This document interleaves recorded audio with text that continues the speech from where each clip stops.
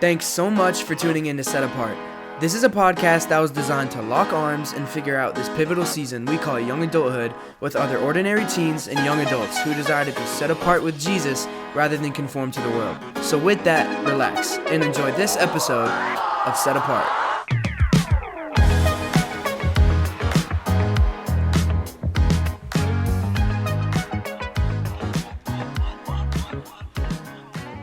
Yo, what's up, guys? What's going on? What's going on, everybody? Welcome.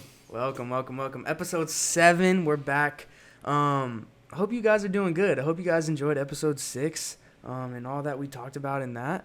But today's a little special. Today we got a little cooking up a little something special for you guys. So usually what we'll do is like Luan and I will kind of sit down or just talk about what we've been hearing from God, and that's kind of what we'll decide to talk about on the podcast. But today is a little different. We're doing a little Q&A, right? So we're involving you guys more. We asked some people to submit some questions. We had it on our Instagram, sent it out to some of our peoples.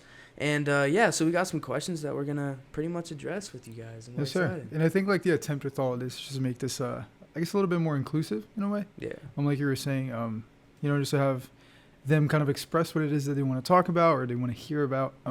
So with that, I also want to like emphasize that we also have the form. Like we would love to have some of you guys to join us so we can, talk about, I don't know, whatever topic you think you would like to talk about. So today's kind of going to be somewhat of a preview of what that could look like as we're going to be talking about some of these questions. Some of these are really good. Some of these are really funny. Some are kind of bad, so I had to delete them as well. Yeah, but we got some cool things that I guess I'm kind of excited to address. So yeah, that's it. Let's get it. All right. I guess I'll just start us off. Yeah, dude. Let's do it. All right. Let's just go with the easy ones first. Also, wait. Sorry, I just want to know. Sorry. You're good. Before we start, if there is I don't know if this is gonna ruin it for you, but if there is a weird like sound in the background, so the way we do these guys, we get like a study room in the library here at Liberty, and so the one that we're in, it's like it has like a like an elevator machine door. Don't even know what that is. That's what it says. Anyways, so if you hear like a little like clicking or ringing, it's not bad, I don't think. Anyways, just I don't want you guys to think you're going crazy. Just be a little gracious. Yeah, there's nothing wrong with your headphones. Yeah, it's just unfortunate, but. Yeah. One day maybe we'll have a studio. But anyways, all right. That great value. Right. So let's do this. I guess I'll just start with one of these funny ones, I guess. All right. So let's do it. You go into a gas station. Yeah. All right. So road trip. Been driving for a long time. You stop to get some gas. You go into the gas station to get a drink and a snack. What would you get? All right, I'm going to add a little context to this. What time of day is it? Is it like really morning? Is it nighttime? All right, I wouldn't say morning because morning is like usually don't stop in the morning. Right. You know what I mean? I would say like, I don't know, midday. Like pushing like late afternoon, I guess. That's what I'm thinking. All right. So if I'm feeling like a savory mood, I don't know if you guys know about these. They're called voodoo chips. They're so good. It's basically like it's like barbecue and like salt and vinegar mix, whatever. And then for like candy, man, candy is fire. I would probably go with like some Airhead. What do you call those? Like the bites, like the squares. I think so. Those are gas. Yeah, those are nice. And then for a drink, you just get water every time. Yeah, I usually get water or like one of those like electrolyte thingies. Oh. That thing just stopped. I don't know if y'all noticed that. Anyways, sorry guys. The noise kind of just like canceled out. Let's go. Anyways, but yeah, probably like just I'm kind of boring with the drinks. I just get like water. But lame. What about you?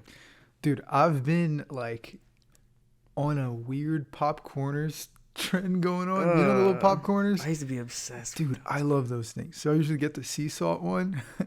Super simple. And I get body armor. Dude, body armor. I don't mess with body armor. That's crazy. Body armor is so good. I don't know. It's just too salty to me. Salty? Yeah. I don't know. Whatever. I get the body armor. I like the blueberry one, the little light blue one. That one is really good. And also like the mango one is awesome. Yeah. I love the main one. That Prime is where it's at. See, Prime is good, but it's kind of like overrated in a way, in my opinion. Like, I don't think I would ever go to a store and like intentionally get Prime. I have. Whereas, like, I would go to to a store and get Body Armor. Yeah, I feel you. Yeah, Body Armor is where it's at. So, popcorners, Body Armor. For candy, I don't usually get candy, though. It all depends. Like, sometimes I get, like, chocolate and stuff. Yeah, I've kind of, like, you know been what I mean? leaning more towards, like, chocolate. Like, I'm not, like, the older I've gotten. I'm only, like, 20. But just, I've gotten, like, less. I've gotten over the Because before, fruity. I would get, like, I just like Skittles a lot. Yeah. It's crazy. Especially, like, the sour ones. Yeah. Dude, sour Skittles are gas. But, last time, so when I was driving back from New York, I got a Crunch bar.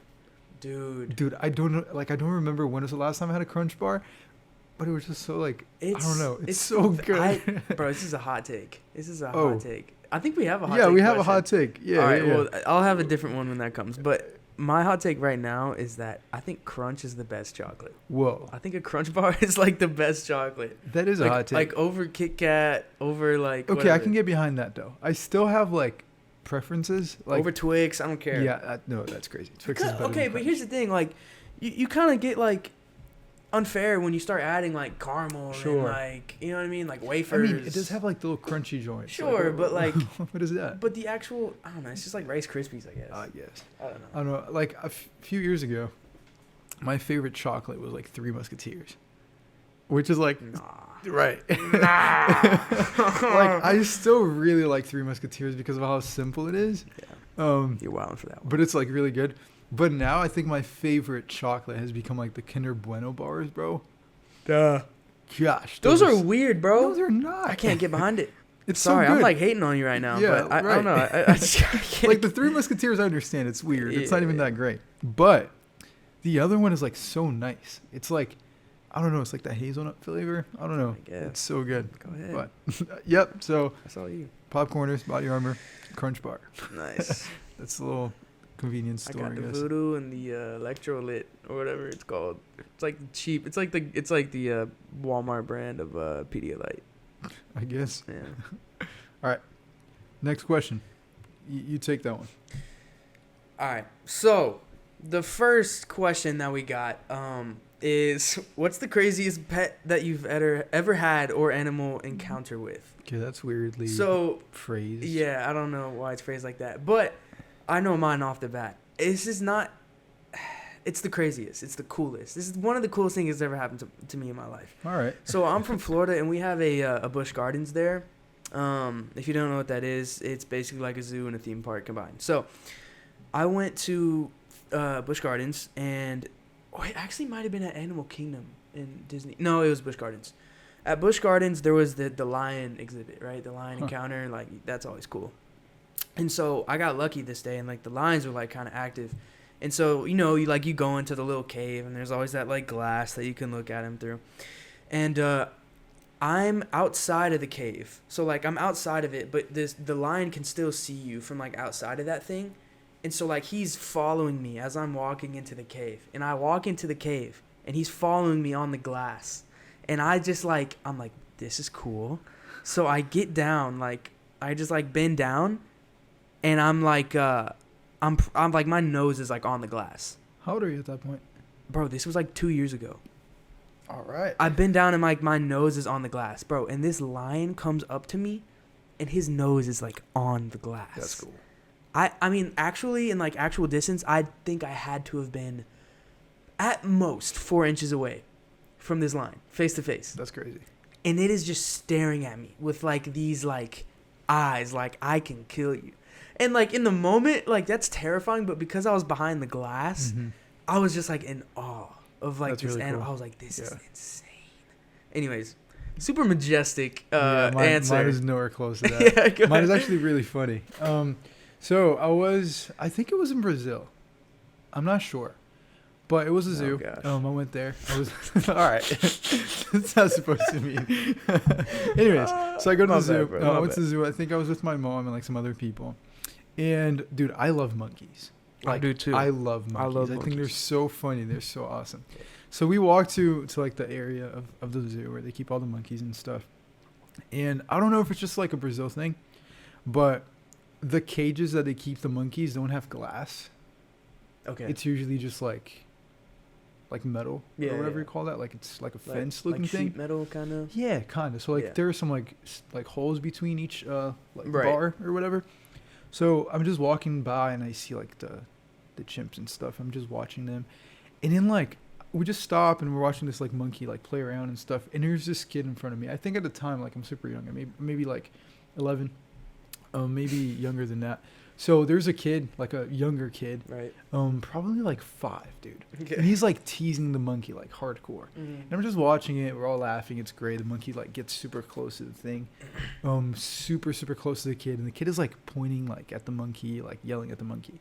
Bro, I swear to you, like no lie, the monkey looks at the kid, poops in its hand, and throws it at the kid. I'm not making this up. Way. It was so funny. So I'm just there, and I see this kid with like poop all over his like shirt and face, and he just like leaves crying, like going back to his mom, and then like I'm just there like cracking up, and everybody else is just laughing, and it was like so awesome. That monkey is a G. Yeah, I don't think that was like my personal encounter, but I witnessed it, so I just count it. Hey, if I was that monkey, I'd be tired of these little kids. That's what I'm saying, bro.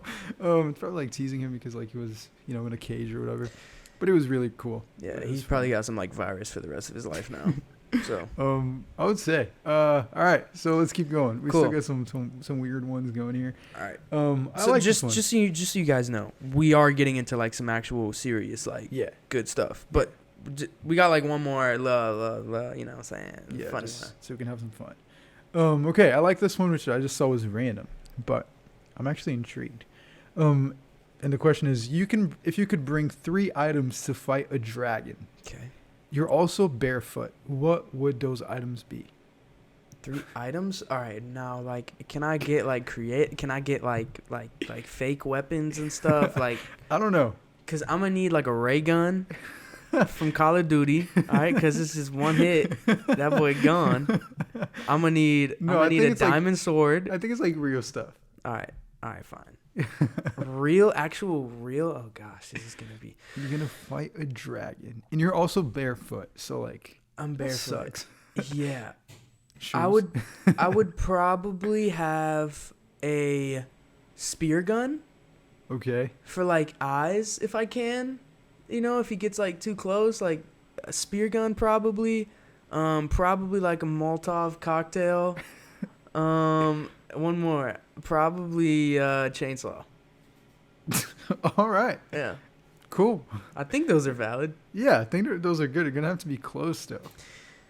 Yeah. That's kind of the game I'm playing if I'm barefoot. I don't really know what else I'm doing. Am I going to run? Like yeah. Yeah. That's solid. Personally, I think I would get like I don't know why barefoot has anything to play with it. I don't know either. But I'm just thinking like I just won't be able to move a lot. Yeah. So fair. I'll just do that. A grenade launcher. Valid. Dude, I'm gonna blow that sucker up. Yeah. I'm not getting close to him. Simtex. You know what I'm saying? Right. That's what I'm saying. Yeah, bro. So a grenade launcher for sure. Gold scar. Yep. Legit. Grenade launcher. Dude, I would just go with the explosives. Yeah, honestly. Yeah. I'm just thinking more like medieval, I guess. Sure. But like a chainsaw is not medieval. But yeah, right. What I mean. No, I get you though. I was just thinking like if it was now, I would have to get those. So I would get a grenade launcher. I would get a tank. Yeah. Well, that's not a weapon. It's items. All right, fine. Then let me get an airstrike. All right, sure. You know All right, I so mean? let me not take the tank then. So I'll do a grenade launcher, a rocket launcher, and a sniper. Like a 50 cal. Like, yeah, I'll be far. I'll start like trying to get his eyes. That's what I'm saying. If I don't have, like, if he doesn't know I'm there first, then I'm getting a 50 cal. Once I hit him with the 50 cal, I'll try to get another shot on him if I can. After that, once he gets closer, if he gets too close, I'm going to hit him with that Molotov cocktail. While he's freaking out, hit him in the eye with the crossbow. It's GG's. I guess. All right, so those are good. Anyways. All right, so transitioning from that, whoever asked that question, I don't know why you were thinking of that, but I'm glad you put it in there. yeah, cool. All right, I'll ask the next one. That's a good one. So, how do you remain patient in difficult times? Yeah. That's a tough one. I think patience is something that you get better with practice. I think that if patience is something that you haven't practiced a lot and haven't had to really, I guess you haven't had to practice a lot, then when times like that come, chances are it's gonna be pretty difficult. Like I'm not gonna lie. Patience is like one of the worst things. Like I don't, I don't think anybody has ever been like oh yeah, like that was a good wait. You know what I mean? Like Yeah. it's just not something that people enjoy regardless.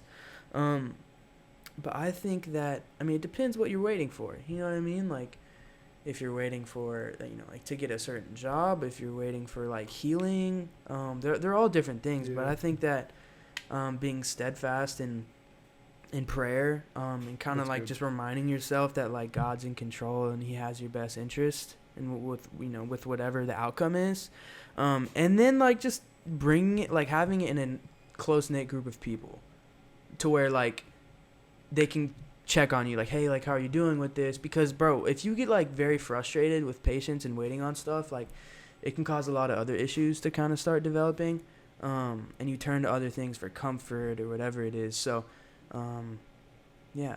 That's good. That's a good question. I think, like you said, it depends on what it is that you're going through. I feel like every situation or every difficult season that we go through requires something different from us. Right. Especially like every person is different. So like it would require something of me that wouldn't require of you. So I think that's a good thing to think about. For me personally, when I think about the idea of like remaining patient, it leads me to understand that like I'm expecting something, right? Right.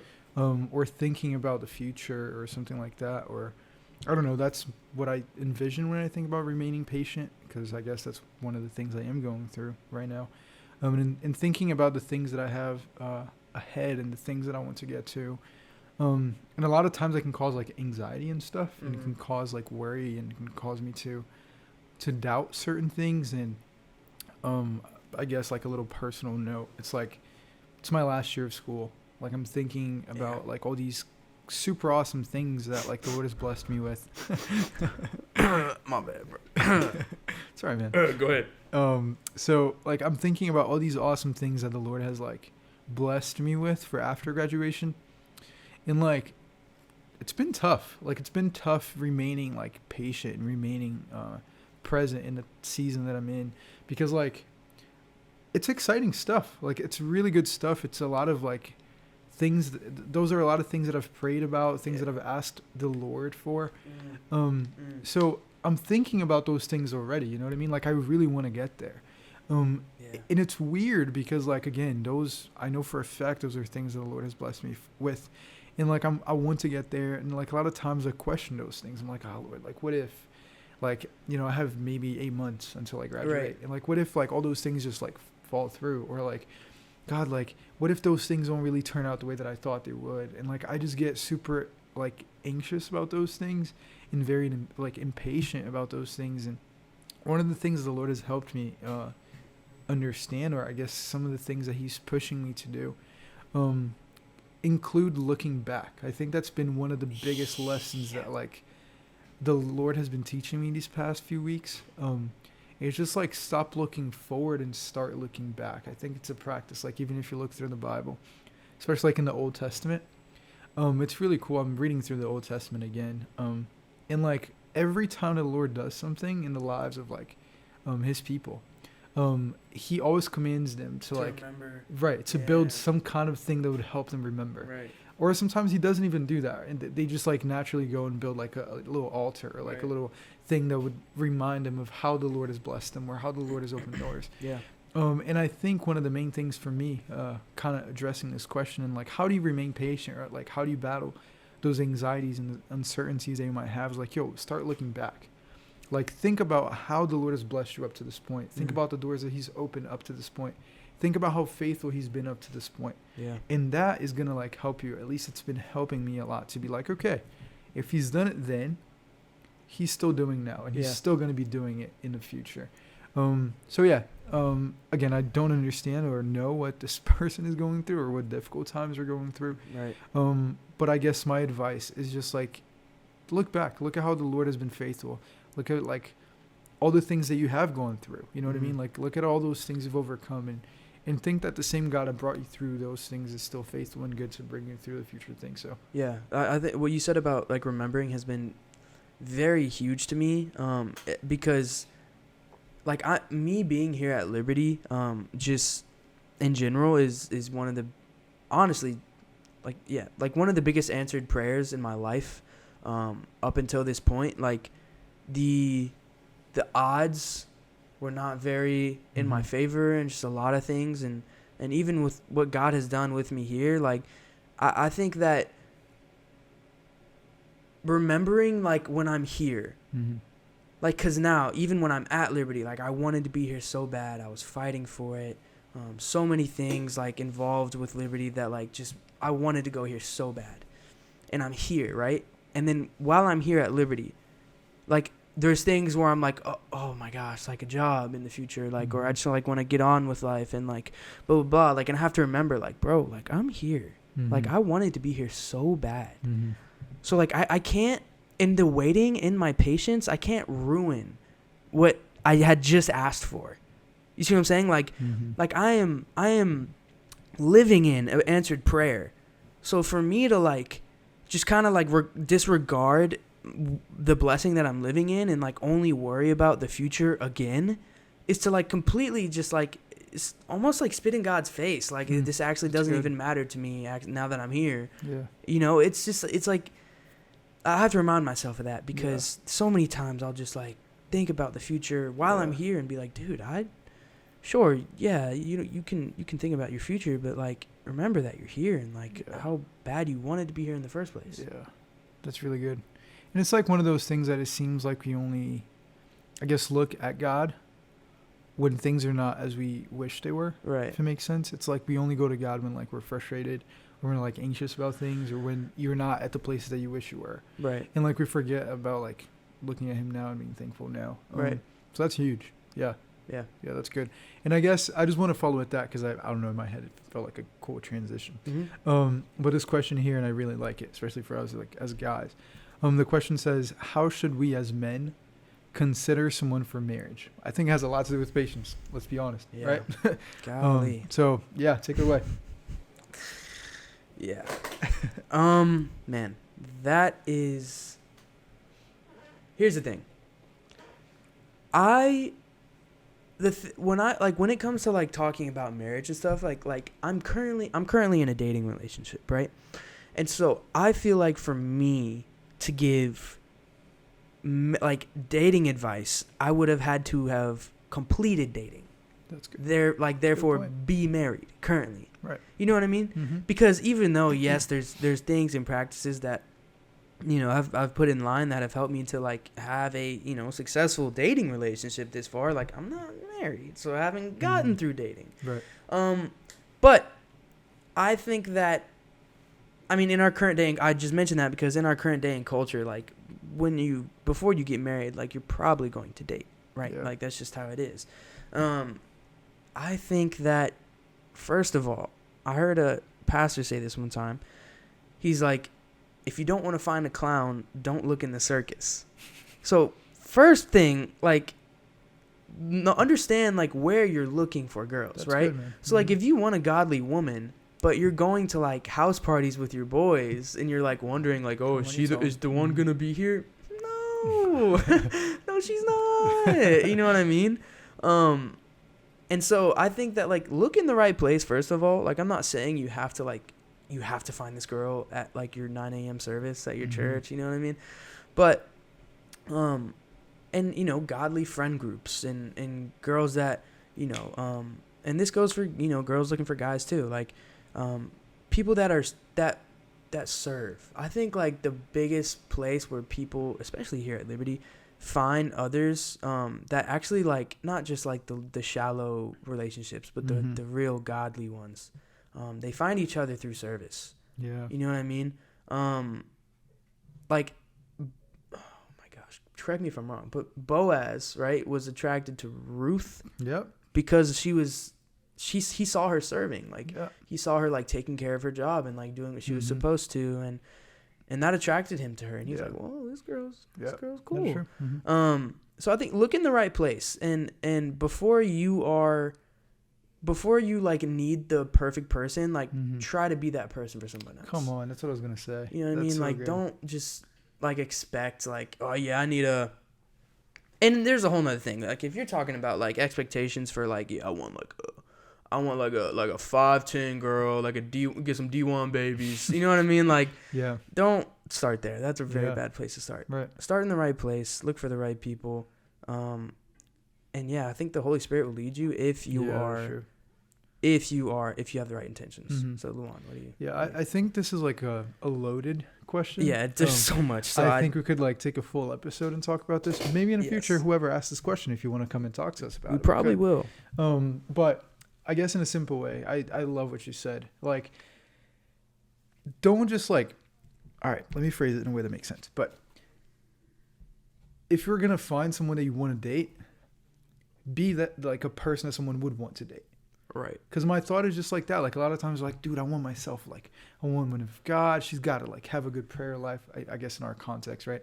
She has to have a prayer life. She has to know her word. She has to be like independent. Like she has to do her own things and stuff like that. Yeah. But at the same time, she's got to submit to me. Right. And at the same time, she must like love people, and she's got to be athletic, and she's got to serve, and she's got to do all those things, which is great. All those things are right, and I think there's nothing wrong with having those thoughts and desires. But at the same time, it's like, let's say you find that person. Yeah. Like, let's say, like, the woman of your dreams just walks through the door, and you're still the bozo that no one would want to date. Yeah, right. It doesn't work. Yeah. You know what I mean? And I think, like, I mean, you're in a relationship right now. I'm single. And it's like a matter of that. Like, the way that I've been walking through the single season of my life is just like, yo, I don't have anybody right now. I'm And not technically, dating. I am single too. Right. You know what I mean? Sure. Like I said, like I'm not married, right? So I Right, can't like sure. go fully into this whole thing. But Right. yes, there is Right. a difference. Yeah. So I think the way that I've been approaching this, I think it comes from the place that like I don't really have anyone that's affected by my decisions right now, which is great. Exactly. So like right now, everything that I'm going through is a matter of like, hey, as a single guy now, what are things that I can do that when I do meet the person that I want to marry, Right. like I'm going to be not set and ready, but like I'll be prepared in a way. Stay ready so Right. you don't gotta get ready. You know what I'm saying? That's good. That's good. That's a good quote. Saying. But my thought is just that. Like, what are some things that we can do now to make sure that you don't fumble the bag when the yeah, perfect bro. one The walks bad through the door? gal ting comes walking through the door, bro. That's and what I'm you're- saying. You got to do your things, man. And I think as this guys, like, Yeah. we're kind of stupid in many ways. Yeah. So we just want the girls to like fit Yes, or I agree. check out all our boxes, and we just expect that they must be okay with what we have to offer. Right. But brother, like if you want to reach a 10, it doesn't mean you got to be good looking. It just means that you got to step up your game too. I'm sorry, guys. You know what I'm saying? Yeah. Like if you're gonna get a girl that's independent, that's like spending time with God, that knows her word, and she's a faithful servant of God, she loves people, brother. If you don't meet any of those boxes either, like it just doesn't make sense. You know what I mean? So again, that's been really, really sobering. Right. There you go. Very sobering to me, because right now I'm in a season. I'm like, hey, what are things that I can change? What are things that I can get better at? What are things that I can improve? What are things that I got to leave behind? That's Right. huge. So yeah, I think that's one of the best ways to find someone or consider someone for marriage, is making sure that you are the person that someone would want to marry Right. in the event that they met you. Yeah. And I guess like aside from that, a huge thing too is like Zhane talked about a little bit, is like knowing what it is that the Lord has for you. Mm-hmm. I think that's huge. I feel like a lot of times, which is just normal. Like God calls people to do certain things. The Lord has equipped certain people to do certain things that He's appointed for them. So I think it's really cool and really important for us to like try to find people that would complement that. Yeah. I don't mean people that would make you like complete. That's not what I mean. I just mean people that like would be able to walk alongside you as you fulfill the things that God has called you to do. Right. I think that's pretty huge. Yeah. Yeah. Yeah, and so like if the person who asked this, like if you are at a place where you're like, all right, I think, I'm in a place to where I'm an honorable man, and you know, like I'm not just trying to look for the perfect person. I'm also trying to pursue, you know, being, you know, a good person that somebody would actually want to date or possibly marry. If you're in that place and you're like, all right, now what? I think I don't see how you getting involved in a church and serving and getting to know people within like your church body or youth group body, whatever that is, or within your college, like, you know, crew, whatever that is. I don't see how that could hurt this situation. Mm-hmm. Right. If you are actively serving and you're part of a body of Christ, of people, and you're constantly with them and you're meeting people, I don't see how that's going to hurt your walk and trying to, you know, maybe find somebody who you could date and possibly marry one day. And like for me, like my relationship, like I met my girlfriend in high school. So like I wasn't even out here like serving or in a church body when I found her. Like I had known her like for a minute. Mm-hmm. Right. And then we had just like eventually started talking and whatever. But yeah, so but I mean, come on, like there's so many. I mean, I'm here at Liberty, dude. Like there's so many stories of people that just like, yeah, we met each other like in class. I thought she was a cool girl. Like sometimes it's as simple as that. Yeah. Or other times, you know, it you know, you got to really put yourself out there. Yeah. So. And that's one of the things too I think it's important to kind of address. It's like I think especially as Christians and stuff, I have a really interesting misconception of like dating. What I mean by that is like there's nothing wrong with you like going on a date with somebody. No. You know what I mean? No. Like I don't mean that like you can just go out and about like dating everybody. Right. That's not what I mean. What I mean is like there's nothing wrong with you getting to know people, like getting to know girls in this context, right? Yeah. Because like at the end of the day, like you would never really know if you like that person unless you like give it a shot. Yeah. Like ask her for coffee, ask her for like, you know, a study date or like whatever it is that you need to do. Right, like if you meet somebody on Tinder, I don't know about that. Don't do that. I don't know about that, my guy. Yeah, we don't really know. That's don't do that. That's the circus. Hey, that is the circus I was talking about. Yeah, that is true. So like, yeah, like go out, man. Like meet people. Put yourself in favorable situations, I guess, and be ready. I think that's all I have really for that question. Yeah, dude. And so I think this is a good one, especially, I mean, for everybody, because it can come in so many different, you know, forms and shapes, sizes, whatever you want to call it. But this question is how to get out of temptation. So, first of all, I think that temptation is something that is like, the answer is simple, right? But the actual, it's not easy, right? It's simple. It's not easy because like the Lord tells us, like, you know, if it's, you know, if you're in like sexual temptation or something, that is like, you just flee. Like you get out of the situation, whatever it is. Like the Lord will always make a way. He promises that he will always provide a way out. Right. Like he says that. You know, he says that all good things are coming down from him, like from the Heavenly Father. Yeah. So like we know these promises, we know all these things. But if your temptation is, you know, like spending money when I'm not supposed to, or it's yours is sexual, or somebody else's is cheating in school, another person's is whatever, you know what I mean? There's different ways to handle those things, you know what I mean? Like I feel like the greatest answer to like kind of embody a lot of the different ways is like magnify the consequences and like look down the road, right? So like look down the road and realize like, all right, if I am to do this and if I am to probably continue doing this, what are the implications that it's going to have on me down the road? And what are things that could happen? What is the worst possible thing that could happen from this, right? And I think that once you analyze that, like the immediate gratification or easy way out or pleasure or whatever shortcut that you're trying to take is, it probably won't seem as, you know, like appealing and like, you know, just enticing in the moment, because you'll realize like, oh yeah, this is not This is, but we're human, and Yeah. and we act on impulse a lot of the times, Yeah. and for us to even realize that, we have to get out of this situation. You know what I mean? Like to even come to that conclusion, I have to be like, all right, let me go on a walk real quick, so that I can, let me not just sit in my room for an hour thinking about this, so that like it's not wise. Like, don't be dumb. You know what I mean?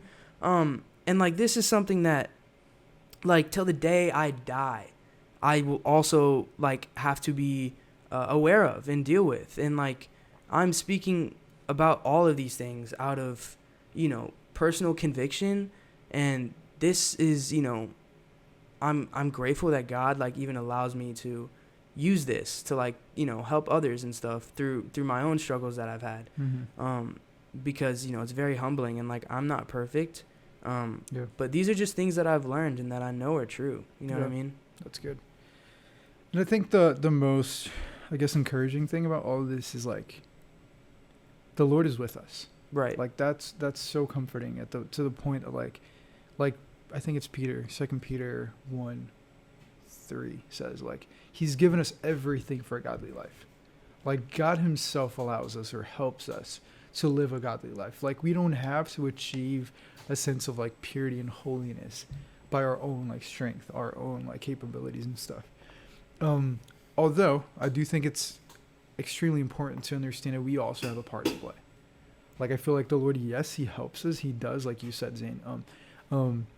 He gives a way out every single time that temptation arises. And again, this could be different for everybody. I'm tempted in ways that you're not. Right. And that's completely fine. Exactly. But it doesn't mean that like I'm less or that I'm like further away from God than you are. It's just like I'm wired differently. I mean, what gets me thinking is that like a lot of times you have to understand if that's temptation or if it's just you. Right. What I mean by that is like a lot of times, yes, the devil's going to throw things at you. A lot of times he's going to show up in ways that like it's scary, man. And like only by the grace of God, you can get away from it. But there are other things though that like it's on you, my brother. That's James 1, right? Yeah. James 1:13. Hold on. Yeah. Something like that. 13. When tempted, no one should say, God is tempting me. Yeah. For God cannot be tempted by evil, nor does he tempt anyone. But each person is tempted when they're dragged away by their own evil desire and then enticed. Then after this desire has conceived, it gives birth to sin. And sin, when it is full grown, gives birth to death. And the thing that's like crucial here is the fact that it says by their own evil desire. Right. Like a lot of times we put ourselves in situations that we know for a fact we're weak in. Yeah. And then you fall and you're like, God, how could you do this? And you're like, brother, you're going to the freaking nightclub at 3 in the morning and you expect her to be fine. Like, you're hanging out with these people and you think you're going to be able to sustain this temptation. Right. So I think it's important, like, first of all, I think we addressed this a few episodes ago. Probably did. But the idea of, like, knowing yourself. Like, know your limitations. Know where you're weak. Like, know where you fall. And play around that. Like, first, bring it before the Lord. Like, God, like, let's say yours is like financial, like temptation, or if it's like sexual temptation, like, God, this is my struggle. Like, I don't know how to handle this. Like, every single time stuff like this happens, I just fall. Like, God, I'm tired of this. Like, please help me. Great. Bring it before the Lord. He's gracious enough to like receive that and help us with it. But at the same time, like, find ways that you're not going to go down that path again. Right. Like, going back to Proverbs, like the whole idea of it's foolish, I think. The foolish man who walks down the road of folly. Yeah. Right? He is walking that path. And he's intentionally walking by her house. Right. And the Bible calls him a foolish man. It's Proverbs 7. 3. No. I thought it was 7. Is it 7? I don't know. It's Proverbs. Just read the whole thing. It's great. Yeah. But one of those chapters, one of those verses says it, like, that he's walking down that path that leads to death. So walk the opposite way. Like, find ways that will help you to walk away from temptation. Find ways that you'll be guarded. Like, let's talk about some real stuff, I guess. So, like, if your struggle is like pornography, bro, stop bringing your phone to the bathroom. Like, if you're watching videos and stuff in the bathroom every time you go there, so stop bringing your phone. Put some restrictions down on your phone. Like, talk to people that could help you through those things. Like, also another huge thing, like, get a flip phone. Yeah, that's great too. That's my here, bro. This is my kind of thing. So, I think that in situations like that, like, there's with a smartphone, there are so many ways to get around things and blah blah blah. And I'm not saying, like, the verse, like, gouge out your right eye, cut off your hand. Would you rather be, one part of you to be cut off than your entire body to be thrown into whatever. That is very true, and you need to cut that off, right? And for a period of time, you might need to put yourself in a situation to where, like, you can't really mess up in any way. Mm-hmm. And you don't want to turn that into, like, a legalistic thing, to where it's like, like, I'm literally not able to view this in any way, because I think that God trains us to grow through, like, when there are things that are presented to us where we may be able to, find a loophole for something like that, or go out of our way to look at those things. God will, like, strengthen us in those moments, and God will give us the wisdom. Hey, Zane, you need to leave this environment. You need to get out of here so that these things don't happen. And be like, okay, God, boom. And you learn, and you start to learn. But until then, like, for a little season, you may need to just, like, get a flip phone and recalibrate and go to counseling, go to whatever. Like, I've had to talk to a lot of people about these things. I've had to do a lot of my own personal healing and walks of faith, and like, just so many things. And that's something. I think one of the consequences of our actions is that, like, it probably will never go away, like, this desire for the flesh, and it's just part of us. It's just who we are. But I think that God can work through that, and I've found so much, like, good through it. And it's hard. It sucks. You're gonna have to do things you don't like, things that are inconvenient. Yeah, man. That's one of the biggest things. It's going to be inconvenient, but in the end, it's worth it. Yeah, like, the thought that I have is, like, yo, how much do you want to take this seriously? Right. Like, how much do you actually care about this? Because I think a lot of times the reason why we struggle so much, and please, like, understand my heart. Like, if you're listening to this, like, I'm not trying to attack you or, like, condemn you or anything like that, but I feel like a lot of times we do those things because we want to. I feel like a lot of times we don't take sin as seriously as we should. Like, bro, if sin wasn't a big deal, we wouldn't take Jesus to come and die. Right. Like, it's a big deal. And I think a lot of times we play with sin so much to the point that it starts playing with us, and then we run away. Or we try to run to God because, like, we've made a mess of our lives because we never took sin as seriously as we should. Dang. So, first of all, like, understand that. Like, I think it's huge to come to the understanding that it's a big deal. Yeah. Like, it's it's a big deal. Like, Jesus came to die for a reason, because, like, we couldn't handle those things by ourselves. But at the same time, like, dude, how seriously do you want to take this, like, faith? Like, how seriously do you want to take this life with Christ? Because if you actually care about this, like, I don't think you'd want to do anything that hurts your Father. Right. You know what I mean? Like, it comes to a place that it's really serious. It's really deep. And again, understand that the Lord is for you. It reminds me of, like, Paul when he's going through that whole stuff, like, thorn in my flesh, and 3 times I pleaded with God to take it away from me. And he said, hey, my grace is sufficient. Yeah. So understand that, like, his grace is sufficient. Like, he helps us through all those things, but we must come to the understanding that we need him, and that we need to get away from that, because that's not how he designed us to live.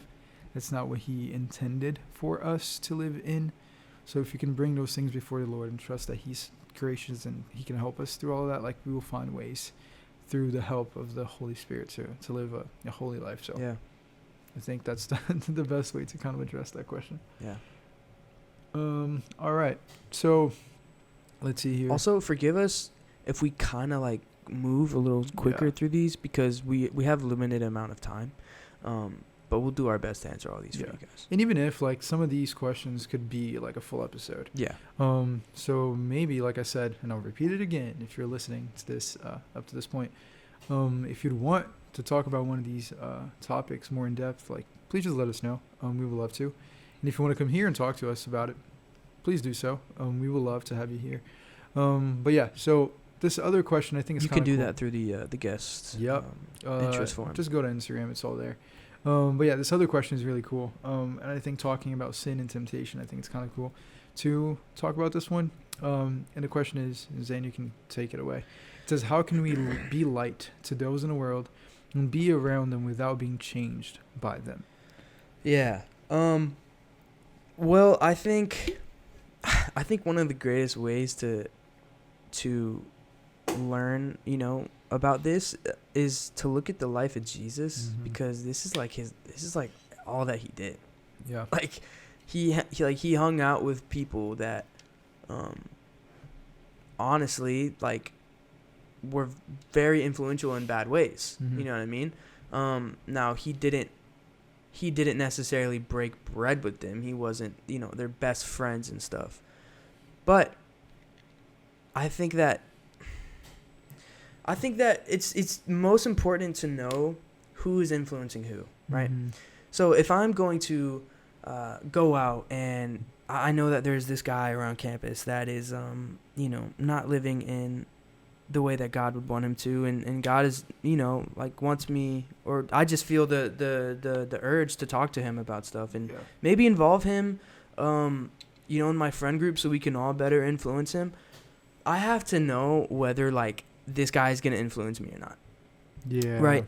And so like, because no matter like bad company corrupts good morals, that's so true that I've found, is that no matter how theologically sound you are, or how spiritual you are, or whatever, over time, all it takes is time to start decaying at those certain things. If you're letting it become more influential than the power of God in your life and the Holy Spirit. Yeah. So I think that you can be a light to others through, honestly, the main thing would probably be just like your good deeds and serving them. Yeah. I think that service is the greatest work of, is the greatest example of love. God, or Jesus showed so many of those people love through serving them. Yeah. Right?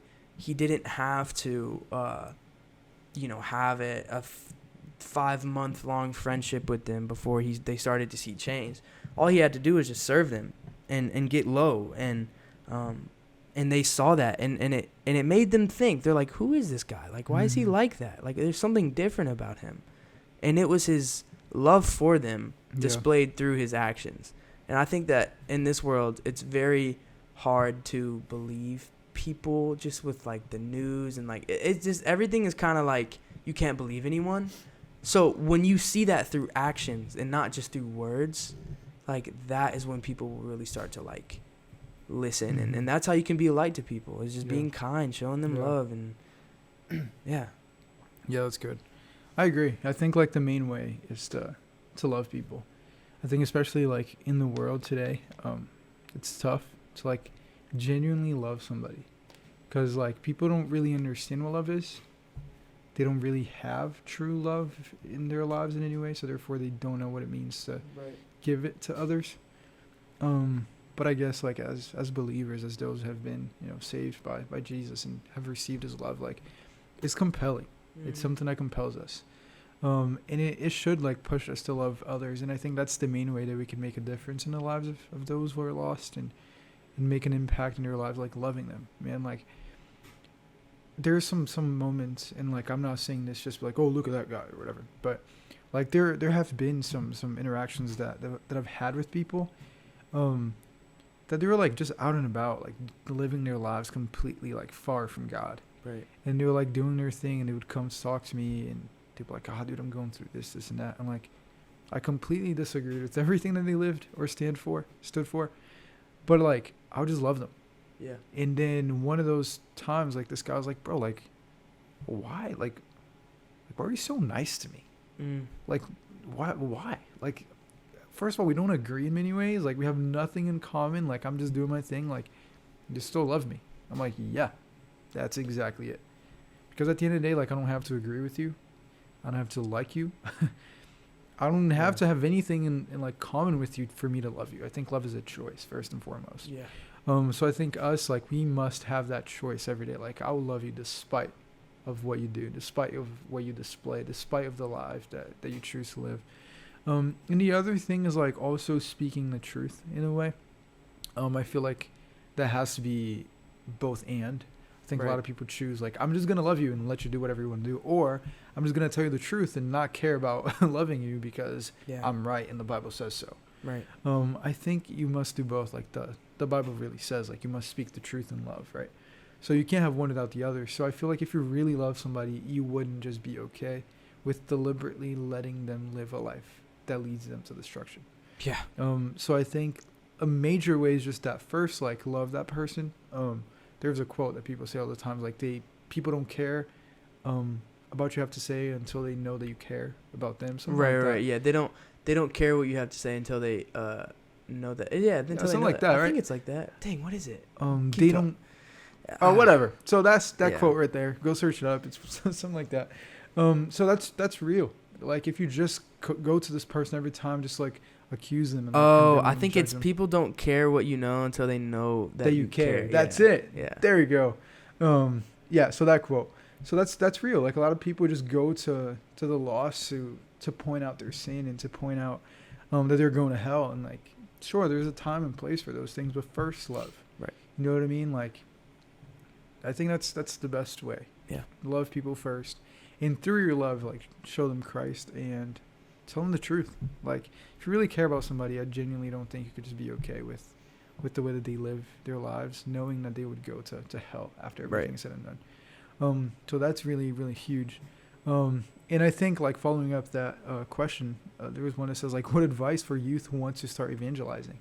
Yeah. And I think that's just that. Like, Yeah. it doesn't really change. I feel like first and foremost, you have to care.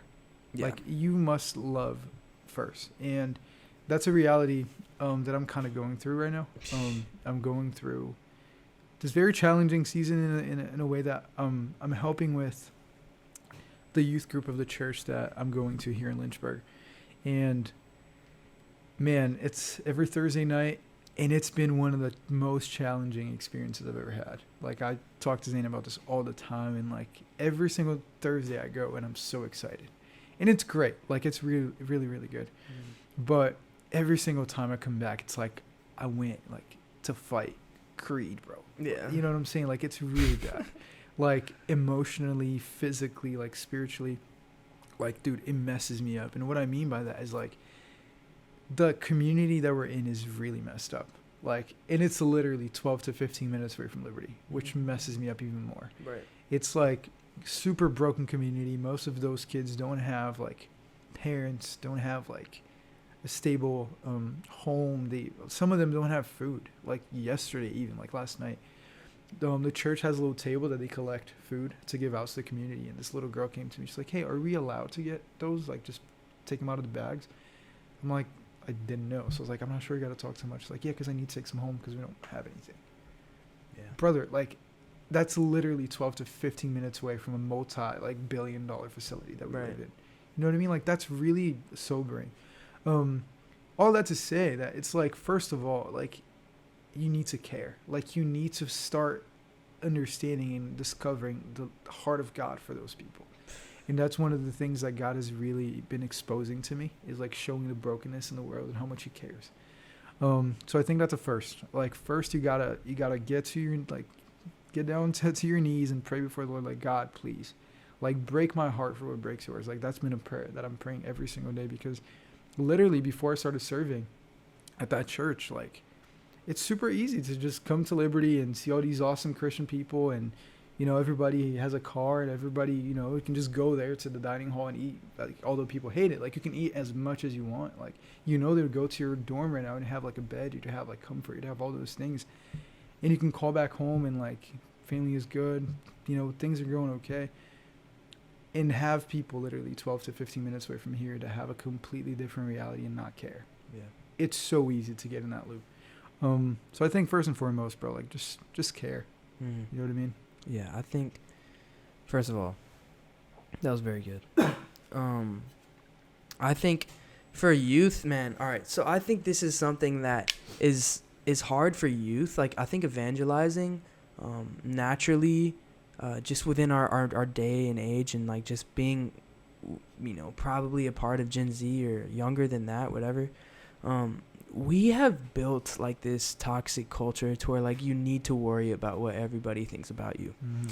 And I think that's made it so much harder in so many different aspects of our life. And I think that you need to find a place to where you are content with what God says about you, what he thinks about you, because a lot of these things won't be as scary. That's good. And for me, I think that you just need to do it.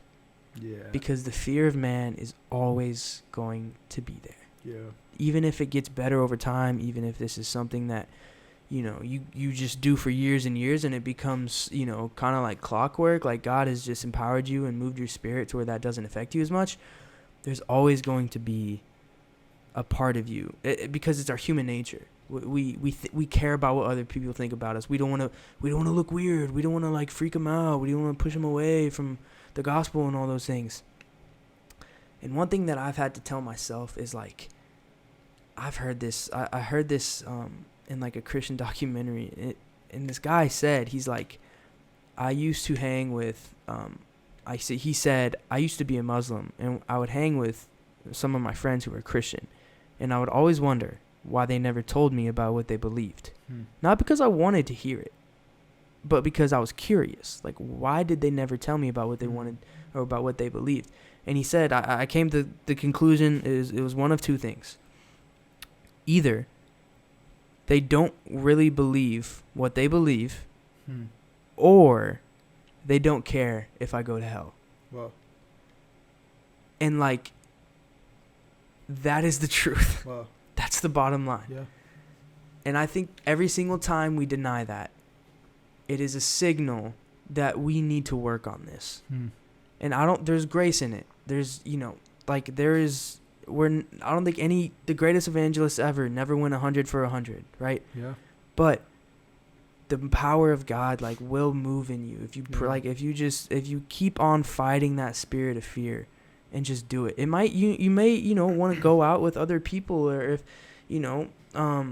go out with your church group and help to, start in a group, so it's not as scary. So you're not necessarily, solo it out. So you can watch others, how they do it. Watch older people, see how they do it.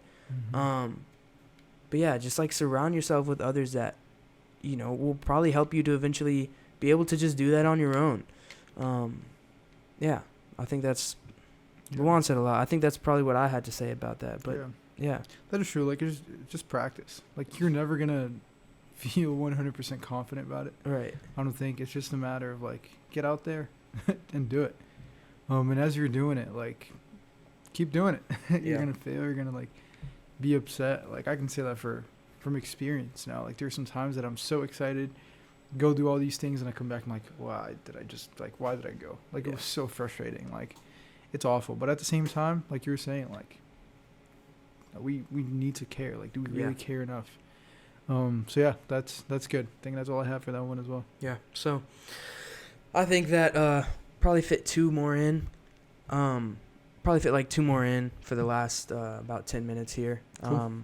But yeah, so we're just gonna jump to this one. It says, how do you know when it is time to switch your major in context to God, opening and closing doors? And then how, if at all, can you feel confident that this is the way God wants you to go? So, that's a big, very relatable too. Switch your major. So, Luan, I mean, technically I did this too, but his was way more drastic. Yeah. And so I think Luan has a lot of good things to say about this, but what I would say is just like, if God is placing something on your heart and you're praying to him about it, if he's actively placing it on your heart, like he's making it clear to you, I think it's necessary to bring to other wise Christians who are older than you and talk to them about it. But God will make it clear to you. And if it's not clear to you, then I think it's important to know God's will. Like, I think something that a lot of people get confused is like, how do I know if I'm like walking in God's will for my life? Well, it's like, okay, well, let's look at this. Are you serving in a church? Are you being responsible with the money that he's given you? Are you actively going out and like, loving others, meeting new people? Are you are you above reproach? Like all those kind of, like these are just things like that is God's will for your life. Like, look at the 10 Commandments. That is God's will for your life, right? But I don't think that it's wrong to, like, I don't have to question if I'm living in God's will for my life when I am, I don't know, like serving at my church, because I know that's in His will, right? So if you're wondering whether you need to switch your major to, I don't know, from like, you know what, Luan? You just, because he switched his major and his was big. Yeah, I did. So I will actually just want, this is a good spot to hand it over to him. So like within switching your major, what was like your, like how did you know? How did God make it clear? And if it wasn't super clear, then how did you kind of, Okay. That's huge. So for context, it's my last year of college, but 2 years ago, was when I switched my major. I was doing civil engineering before, which is actually kind of crazy. Not necessarily because I wanted to, per se. It just made sense in everything that I used to do before. But I think, when was that? I think I was maybe a sophomore in high school. I think I have to go back for me to give a full context. Maybe when I was a sophomore in high school wasn't I actually, like, I was saved when I was 10, right? 12-ish was when I was, like, baptized. All throughout, I didn't really, like, live like someone who was truly saved. And it wasn't until, like, my sophomore, freshman year of high school that I fully came to understand what it meant to be a Christian and what it meant to be, like, surrendering your life before the Lord. So at that time was when I actually started going to a different church with a friend of mine, and I came to have an encounter with Jesus, like, Lord, like, this is my life. This is all yours. I surrender it to you. And upon that moment that I actually had an encounter with Jesus and understood what it meant to be saved, something in my heart changed. Yeah. And I was like, man, like, whatever it is that happened to me, like, I want to give this to people. Like, I don't know what that looks like. I have no idea. And I really felt like that I wanted to go into the ministry. Like, I wanted to do ministry. And that's what I thought was going to happen. So I spoke to some people, spoke to my mom, and I spoke to some pastors and friends and all that kind of stuff. And some of them were really excited. They're like, oh, that's so great. So cool. Another kid that gets saved and wants to go into ministry. That's, happens all the time. But then speaking to my mom and, like, understanding, like, where she's coming from, like, I completely respect it. So if you watched a few episodes back, I'm actually from Brazil. Like, I was born there and I moved here when I was a kid. And it's always been my mom, my brother, and I. Like, that's how it was growing up. So, like, that's it. Like, financially, she was the only one in charge of everything. Like, she was the one taking care of us. So she just told me, like, straight up, she's like, hey, you need money. If you're going to go into the ministry, you're going to be broke. And I don't think it's wise. Like, I love that your heart is, like, for the Lord. It's great. But I think you should go a different route first, and then later on trust that the Lord would, like, shift that, right? So you can, like, serve Him in the future. And I was like, okay, she's my mom. I know that she wants the best for me, so I'll just be obedient. So I was chasing that, man. I was like, all right, what does that look like? Like, what am I good at? And, like, I was pretty good at math in high school. And all throughout school, I was, like, pretty good at math. Not anymore. I'm actually, like, pretty bad at math now, which is funny. Just lack of practice, I guess. But I loved it, and I was like, all right, cool. And I'm like 30 minutes out from New York City, from Jersey. So my thought was, like, I'm going to go to school. I'm going to become an engineer. I'm going to go to New York City, make a lot of money. And maybe down the road when I'm like 30 and, like, I'm rich, my family is nice and, like, well established, I'll drop everything and serve the Lord. Right. That was my heart behind it all. And that's what I wanted. I was like, all right, makes sense. I'll please my mom that way. Like, it'll be cool. Things are going to be good. And then when I was, like, maybe I want to say a junior, maybe, like, almost, I think it was I was going into my senior year of high school. And I was like, all right, scratch all of that. I don't want to do that anymore. Like, my heart was just really, really for the Lord. And, like, I really wanted to get into the ministry. I was like, all right, what does that look like? Whatever. Again, talking to my pastors, talking to my mom, talking to people. And I just, like, felt, like, really, like, confused. I didn't know where the Lord, like, wanted me to go. And I was talking to my pastor, and he was just telling me, like, hey, like, do the last thing that he told you to do. Like, if you don't know, I'm like, all right, cool. So I just kept on serving God and started serving the church and doing all those things. And it got to a point that I had to apply for school, right? About to graduate, I need to go someplace. I need to figure all those things out.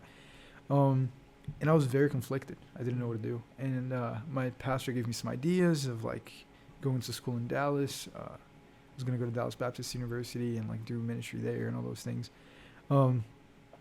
And I was kind of set on that. Like I was certain that that's what I wanted to do. And the Lord really made it clear to me after like much prayer. Like I think it was a retreat that we had with our church, that we went to like a camp or whatever, and I was praying. I was like, Lord, I don't know what to do. Yeah. Like my heart's telling me to do this, my brain is telling me to do this, my family is telling me to do something else. I just want like to know what it is that you want for me. You know what I mean? And one of the things that I was really praying for, and I was reminded of by one of my friends, was like Psalm 37, that says, delight yourself in the Lord, and He will give you the desires of your heart. Mm-hmm. And like I think a lot of people have like a different understanding of that. Of like, oh, like just trust in God and He's going to give you whatever you want. Right. That's not how I saw that.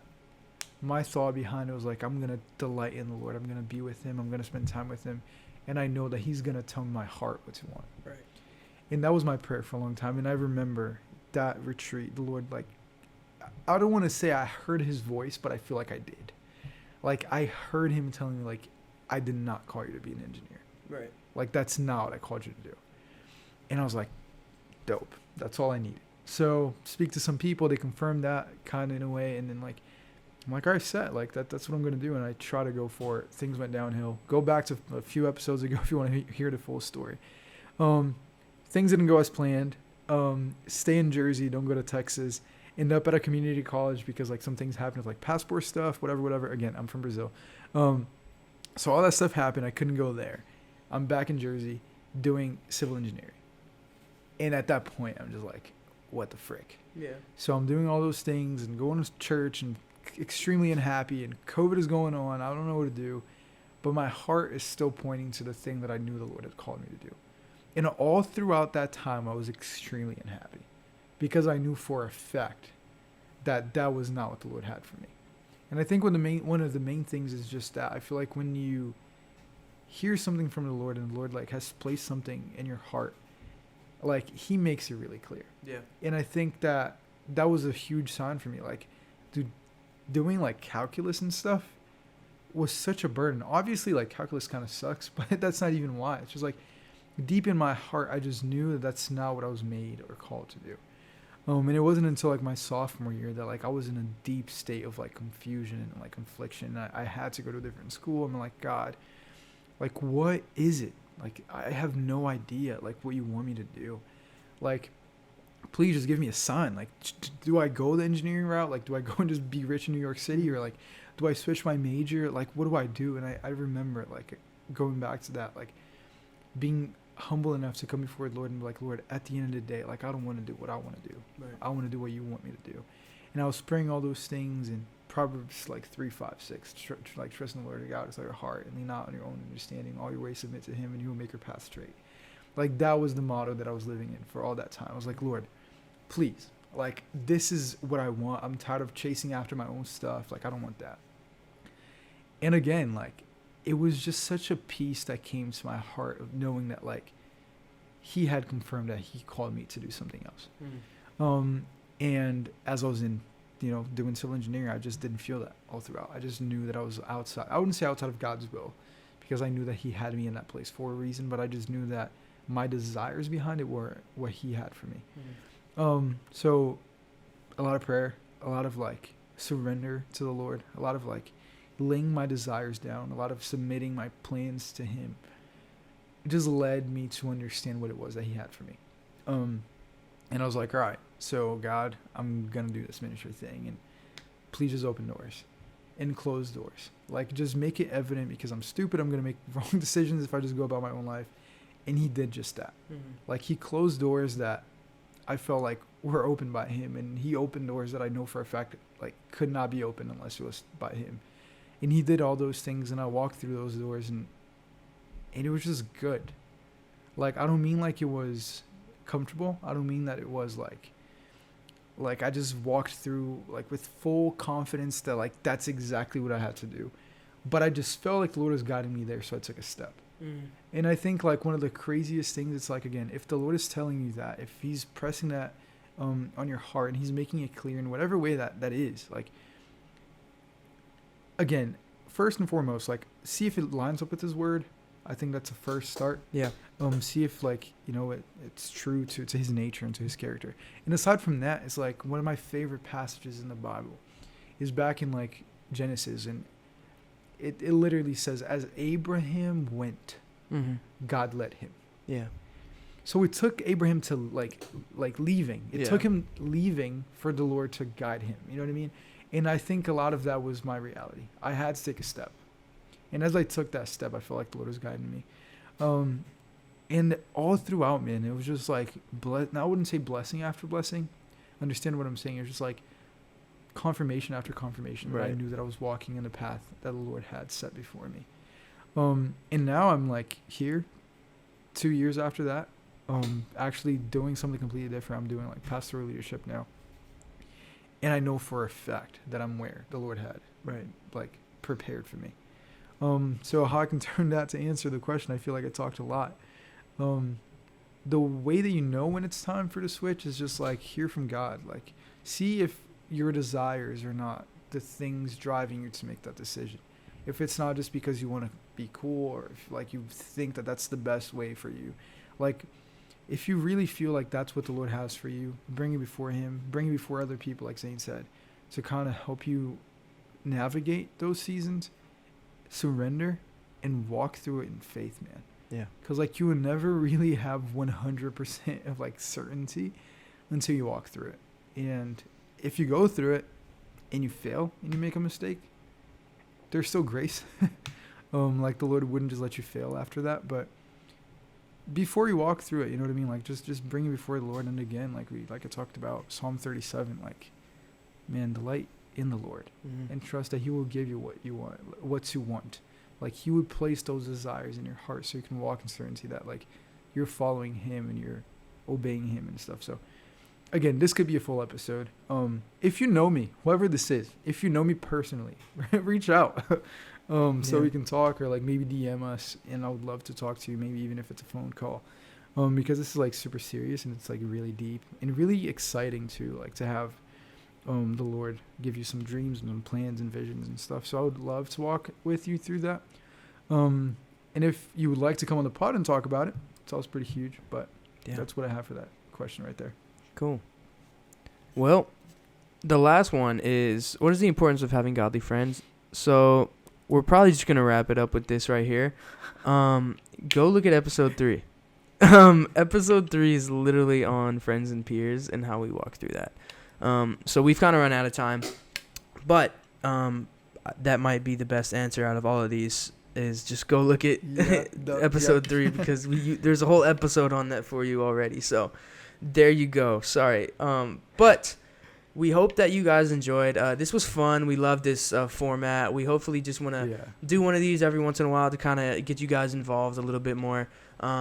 We're working on having an actual guest on here sooner than later. And so we hope that you guys enjoyed this. Make sure to follow the Instagram. Check out our link tree on that to have all of our other resources. Thank you guys so much for tuning into this episode, and we'll see you next time on Set Apart. Love you guys.